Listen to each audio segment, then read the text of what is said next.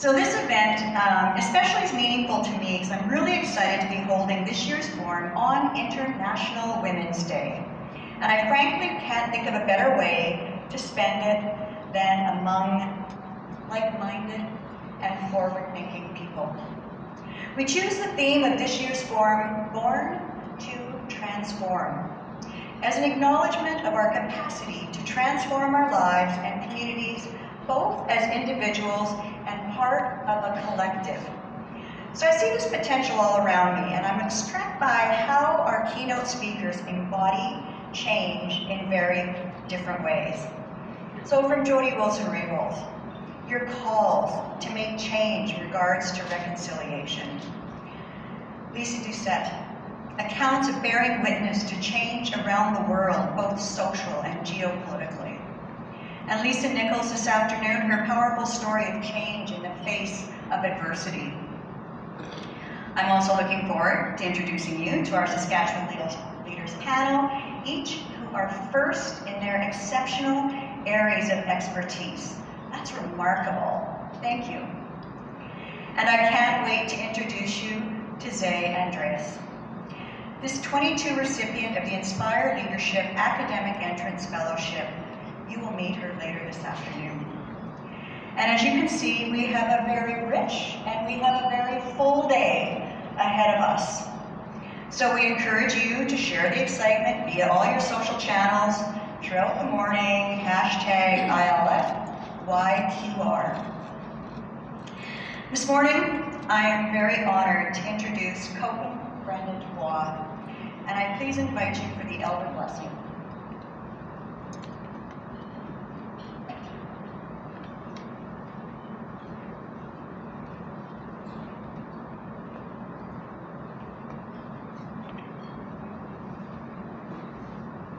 Good morning, everybody. Can I get a yahoo? Woohoo! That's good.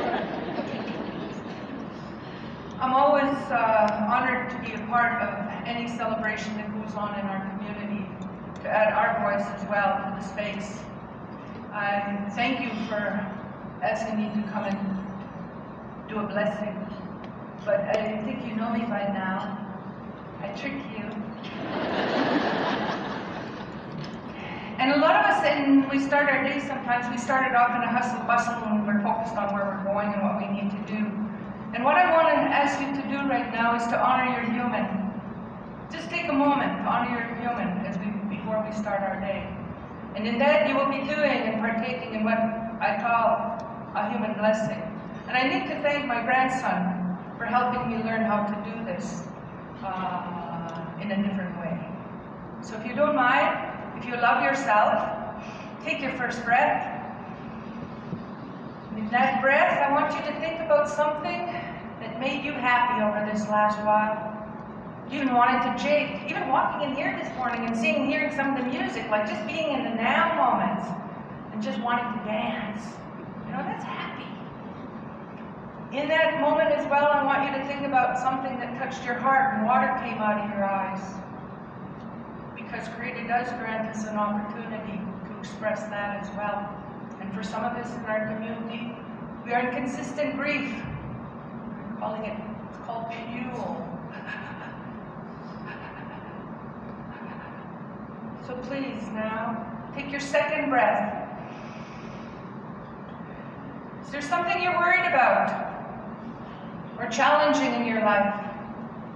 If you're worried about it, I believe in the power of prayer and collective prayer, but I also know any challenges that if you as a human can do something possible, do it, make a difference. In your third breath,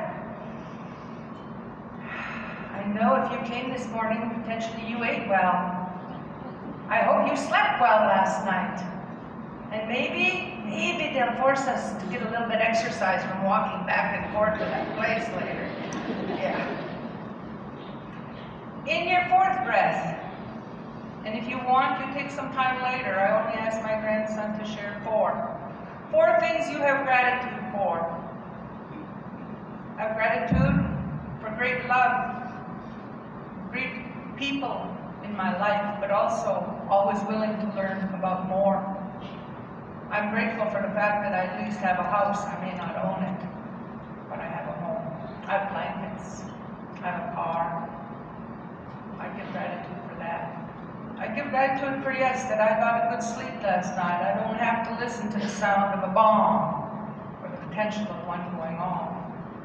So please, remember our space, your homes, your circles. Have gratitude. This fourth one, you did your fourth breath. Your fifth breath. My grandson didn't like this one because I told him you had to go to sleep. But I want you to take this question with you when you do go to sleep. If you are granted life tomorrow, what is one thing you will do different because of something you learned or went through today?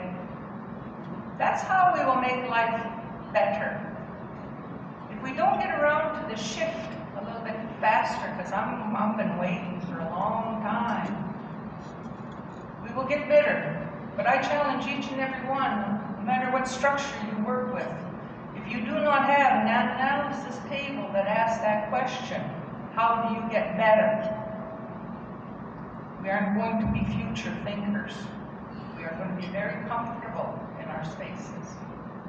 And we need to challenge our own humanness to move beyond being comfortable and looking much, much further ahead.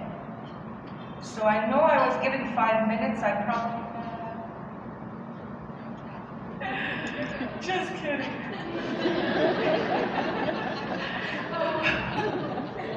I'm wasting time. There's a number of things that I just want to put in the air, and I know a lot of the people that are going to come after me and even before me echoed some of these words. But a part of me right now believes that when your birth mother gave birth to you, you have an invisible umbilical cord that is extended down to Mother Earth. And all those relations that we call our relatives, those are the ones that we need to start being conscious of as well in our daily future thinking. But this is called Born to Transform. I wanted to quote, if anybody comes to my house, they'll see my walls talk. This is by a lady. She says, "And the day came when the risk to remain tight in the bud was more painful than the risk to blossom. We are destined to transform, so is Mother Earth. She's already revolved a couple of times. What we have to understand too is in the shift, there is evolution, there is devolution, and then there is transformation. Come on, say it. Woo, you know what it is. Yes. Don't be afraid of it. Remember, they built the context of fear around that word, revolution. It is needed and required in us in order for us to evolve.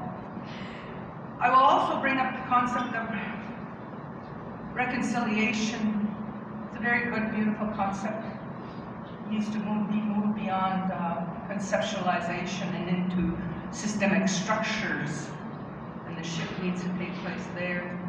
Also think of 3 other R words: reparation, reclamation, and repatriation. So, in transforming, please don't make it tough on yourself, but you need to realize there's 2 things going on that we need to be conscious of: human transformation and systemic transformation, but also our human transformation in our relationship with our other mother. I wish you the best in the glorious of the day. Please try your best. I ask that question in a lot of spaces. How important is listening to you? And I pray that not only you listen once, and sometimes we have to listen 4 times before we actually hear the message. So I pray that Jody continues to write books and get out the message, and other people start getting out the message of the revolution, because the shift is here, and we need to be a part of it. This is that, what they call that pivotal moment in our history. Get it right. Otherwise, I will have to apologize to your grandchildren, but I won't even be here. So apologize to you for the damage we've already left for you to clean up. Oh, that's not a good way to end the day, is it? But feed, there's a power of choice. Feed, you're happy. There is a reality of a world going on, but in order to get through the day, there's that mental wellness piece. You have the power of choice. Feed, you're happy. Your human deserves it. It starts right here. Hey, and it's not a mask. When was the last time you did that laugh where your belly moved, your jelly belly? Thank you. Hi, have a great day.